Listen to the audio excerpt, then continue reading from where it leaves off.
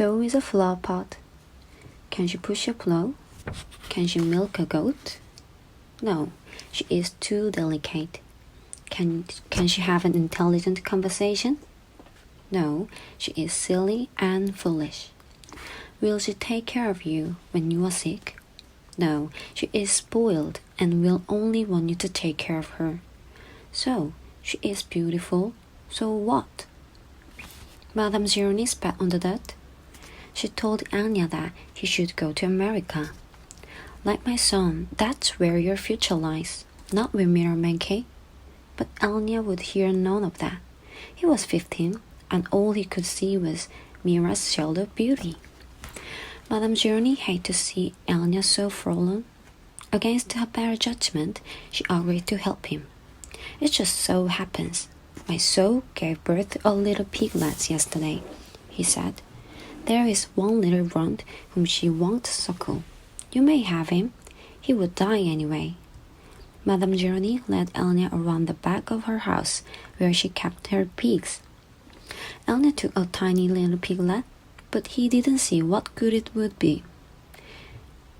It wasn't just bigger than a rat. He will grow, Madame Gironny assured him. Do you see that mountain on the edge of the forest? Yeah, said Anya. On the top of the mountain there is a stream, where the water runs uphill.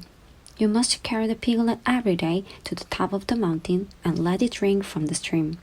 As it drinks, you are to sing to him. He taught Anya a special song to sing to the pig. On the day of Mira's 15th birthday, you should carry the pig up the mountain for the last time. Then take it directly to Mira's father. It will be fatter than any of Igor's pigs. If it is that big and fat, asked Anya, how will I be able to carry it up the mountain? The piglet is not too heavy for you now, is it? Asked Madame Gironny. Of course not, said Anya. Do you think it will be too heavy for you now? No. Every day you will carry the pig up the mountain. It will get a little bigger, but you will get a little stronger. After you give the pig to the Mira's father, I want you to do one more thing for me. Anything, said Anya. I want you to carry me up the mountain. I want to drink from the stream, and I want you to sing the song to me. Anya promised he would. Madame Gironny warned that if he failed to do this, he and his descendants would be doomed for all the eternity. At the time, Anya thought nothing of the curse.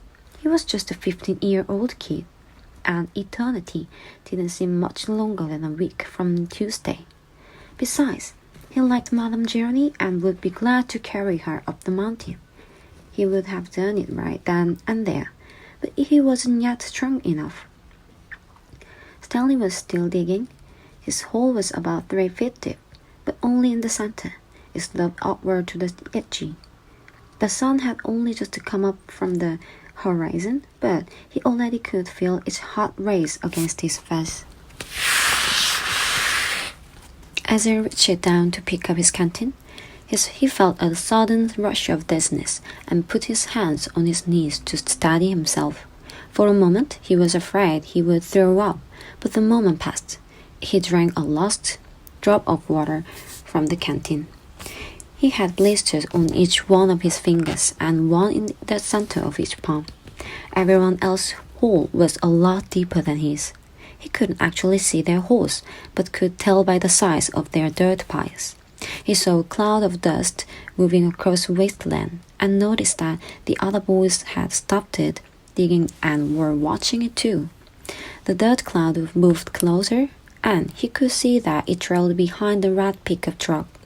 The truck stopped near where they were digging, and the boys lined up behind it, X-ray in front, Zero at the rear.